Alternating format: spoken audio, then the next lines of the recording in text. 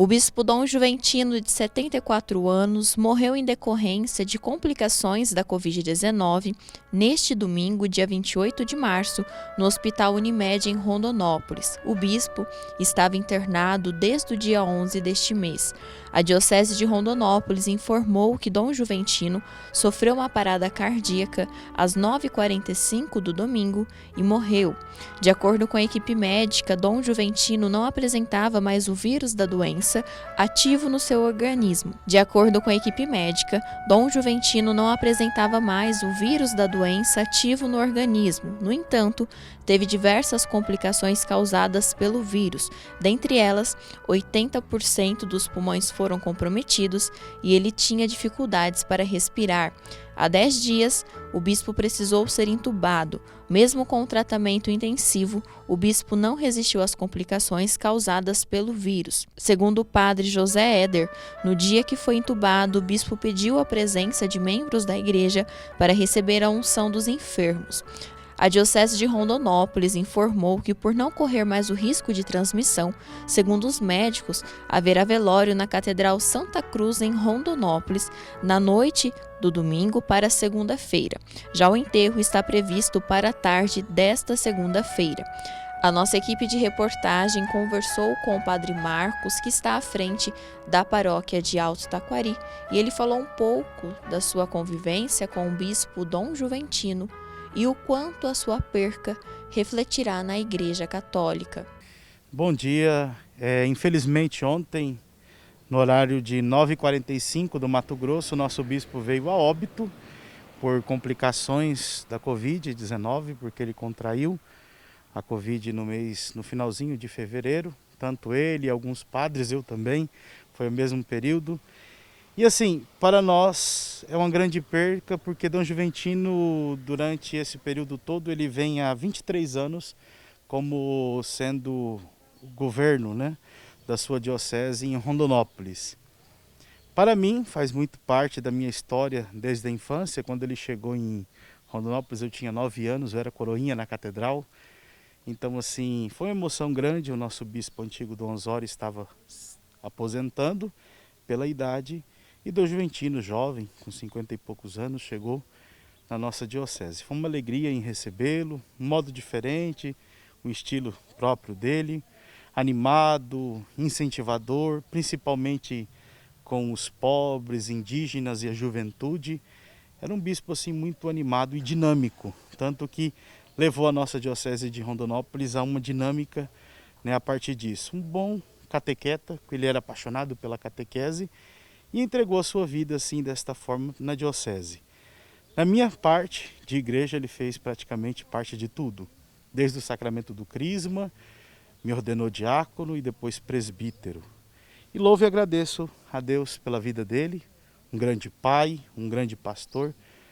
Toda a nossa diocese, desde ontem e hoje, estamos neste clima de tristeza, mas também no clima de esperança, porque nós somos cristãos e acreditamos na vida eterna. E que o Senhor nosso Deus possa dar um bom lugar ao nosso bispo pelo seu trabalho, pela sua dedicação e por amor a Cristo. Uma coisa que ele tinha uma qualidade muito grande é amar nas suas convicções.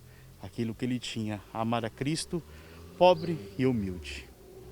Padre, como que funciona agora até essa questão da escolha do sucessor do bispo, por conta, infelizmente, do seu falecimento? Gostaria que você explicasse também para a gente como que funciona. Então, ontem, com o seu falecimento, Dom Milton dos Santos, o arcebispo metropolita de Cuiabá, ele é responsável por esta parte de cuidar da igreja no Mato Grosso.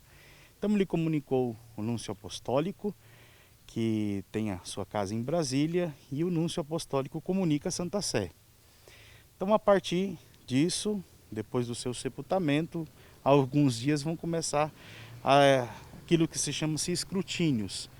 Pode ser que venha um homem já, um bispo, sendo transferido de outra diocese, como também pode ser eleito um padre a ser bispo. E como que acontece isso? São levantados os escrutínios, são levantados 3 nomes, e aí a partir disso o núncio apostólico vê esses 3 nomes, manda para a Santa Sé, e aí a Santa Sé escolhe desses 3 nomes, aí conversa com a pessoa que é possível ser bispo, né? Mas até então fica nesse tempo. É chamado de sede vacante, né?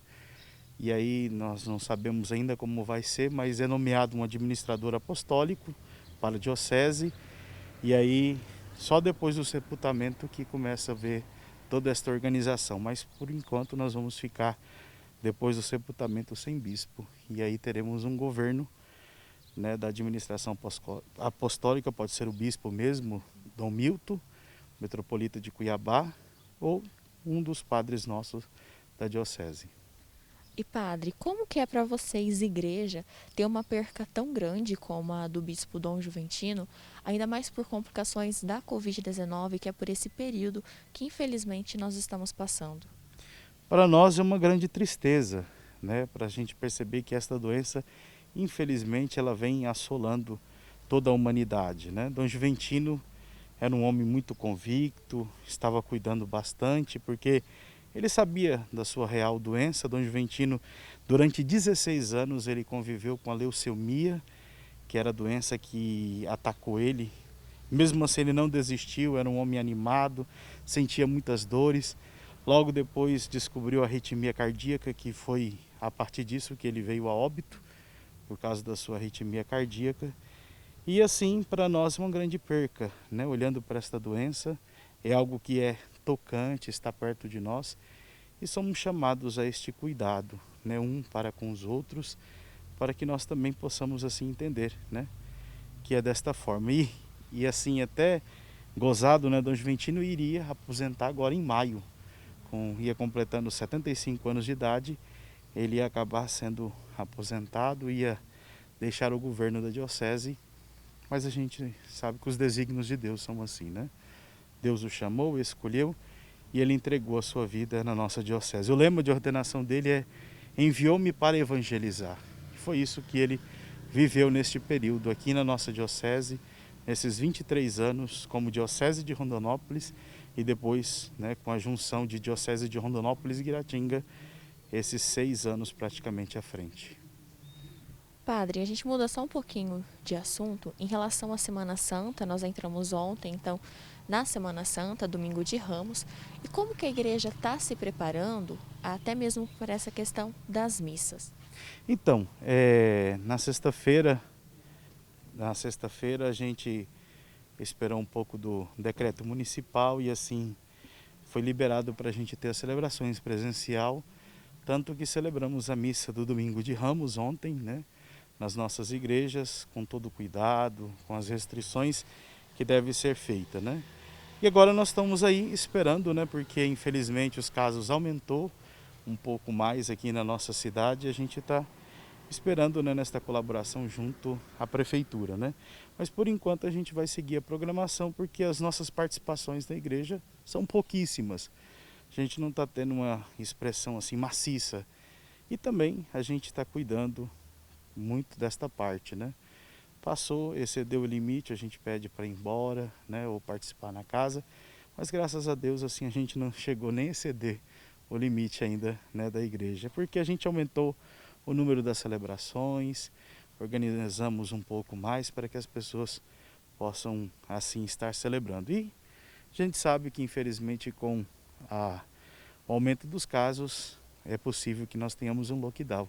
E nós como igreja estamos aí, né, para seguir aquilo que é da administração, daquilo que é do governo municipal e também do governo estadual.